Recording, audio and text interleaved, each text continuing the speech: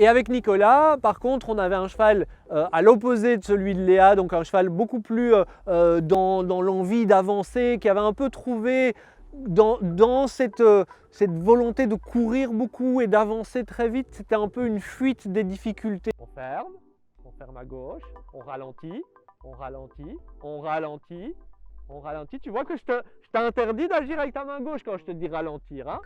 La main gauche, elle continue à lui demander de se décontracter. Et on cède. Et on cède. Voilà. On continue.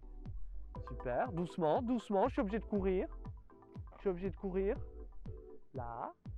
Et on cède. Là. Doucement. Doucement. Doucement. Oui. Et on cède. Et on redemande position. Super. Super. Et on cède. Position. Extra. T'as senti ce que tu as fait avec ton buste? Et donc là, on avait vraiment un cheval qui était dans cette idée que dès qu'il y a quelque chose qui ne va pas, dès que ça devient difficile, j'accélère et je cours.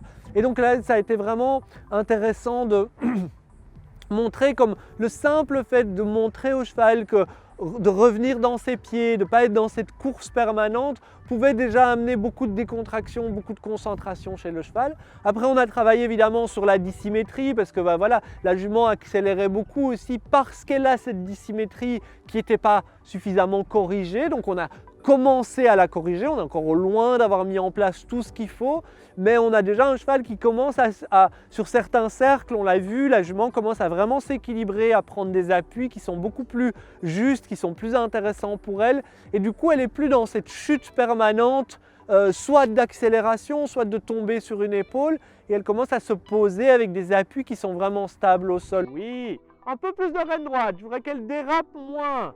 Donc là, tu es en train de perdre le postérieur droit.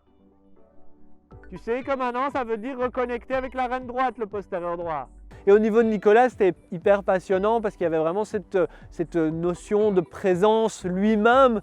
Et comme par hasard, évidemment, sa jument faisait un peu miroir avec lui. Donc les deux n'étaient pas très ancrés. Ça les a vraiment aidés à revenir un peu dans l'ici, dans le maintenant, dans la présence, dans son corps, dans prendre des décisions, être un vrai leader pour son cheval et pas être le patron qui dit au cheval quoi faire, mais être celui qui motive son cheval à venir avec lui.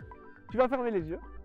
Et je voudrais juste que tu t'imprègnes du pas que tu as vraiment envie d'avoir toi.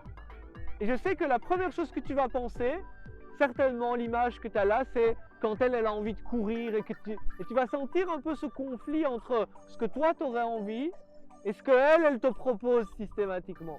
Et je voudrais que tu fasses cet effort d'un peu systématiquement enlever cette image qui vient de la jument qui a trop envie de courir, qui est un peu contre toi, et que tu la remplaces vraiment par ce pas qui est d'une lenteur, mais d'une élégance extrême, tu vois, de vraiment ce pas qui est vraiment fier, tu vois, quelqu'un qui rentre dans une pièce en étant fier, il ne se dépêche pas de rentrer, tu vois, il rentre dans la pièce et il dit « je suis là ». Et je trouve que c'est là que peut vraiment se créer un partenariat et on a vu les prémices de ce partenariat en tout cas qui commençaient à se créer et donc c'est des très beaux moments évidemment quand ça peut arriver, en plus quand c'est filmé.